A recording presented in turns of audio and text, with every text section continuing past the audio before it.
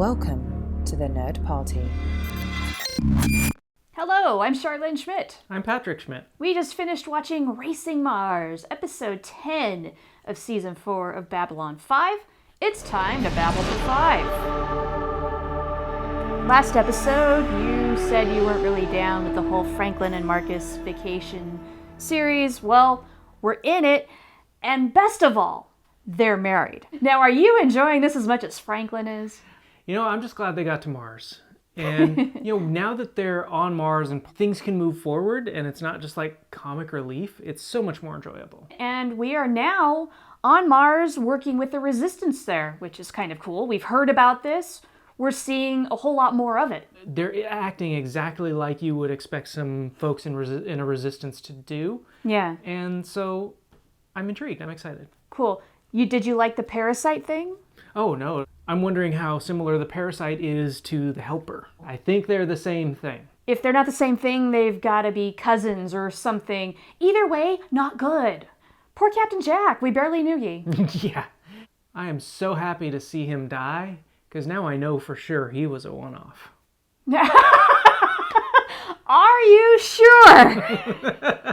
Oh, no.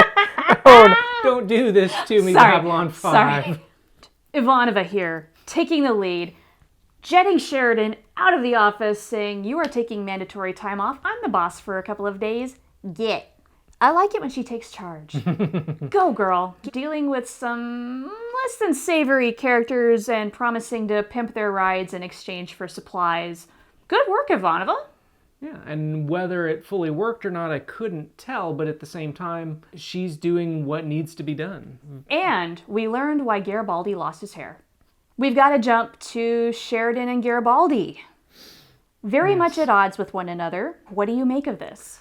I still am latched onto the idea that Garibaldi is not Garibaldi anymore. You think that's why he's turning against Sheridan? He has a helper. He has something taking over his neural networks. Because we know he's not himself. At this point, you just assume that the old Garibaldi died in that circle cell somehow. If Garibaldi is not himself, and something or someone is controlling him, who do you suppose that might be at this point? Any theories? No. Okay. Other than he was captured. When he was captured, he went to where? Yeah, we intentionally don't know at this point. It looked like he was in a shadow vessel. And then he's in that interrogation room saying, "I told you I don't remember!"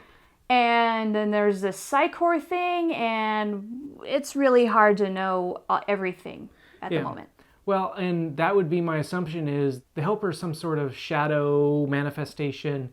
Speaking of the shadows, apparently news of the victory didn't reach Mars, and our war heroes, nobody even knows about it. Totally not a surprise, and I'm totally surprised that they're surprised. Well, they've been working so darn hard on this, maybe it's hard for them to think outside their box. Again, it speaks to the fact that when you are in power, what you try to do is to control the communications, right? Absolutely. And that people in power control the communications, because by controlling that, you can control what people know and what people think. You read some Orwell, people. Dude! This is not a surprise. And speaking of good times, Sheridan and Delenn undergoing another ritual. Yeah, I think you're about as enthused about this as Sheridan was until he found out what the ritual was about. And then he was just as disappointed when he got into the room and found half a dozen Minbari with their ears to the door. Right, yeah, apparently, the Minbari don't necessarily like to watch, it doesn't seem, but they like to be in the room to hear it all. That is uncomfortable. My big question has always been this. There's a point where when Delenn is explaining this ritual and what is to go on, she says that this group of people, including Lanier, is there to make sure things don't go too far. What does that mean? Too far. And then Lanier steps up like, "Yeah, don't you dare." Like an overprotective father. Yeah, how did you interpret that? There are things you do to have fun, and there are things you do to procreate. They were there to make sure it was a fun thing and not a procreation thing. We're trying to keep this family friendly here. Just spell it out and I'll censor things if I have to. No How's that? Now that we've got that covered. It sounds like they had fun Lanier does not know the meaning of woohoo or just disapproved of the choice of the word woohoo. Probably a little bit of both. This is, I think, where the Sims got it from. This episode has really devolved. We better end it here. Let's stop. Let's stop, take a deep breath, and we want to hear your thoughts, of course. Please try to keep it clean, keep it spoiler-free. You know the drill. Don't tell me what the upcoming rituals are. Because apparently we've only done a couple, right? We've got 47 more to go? Yes. Oh my.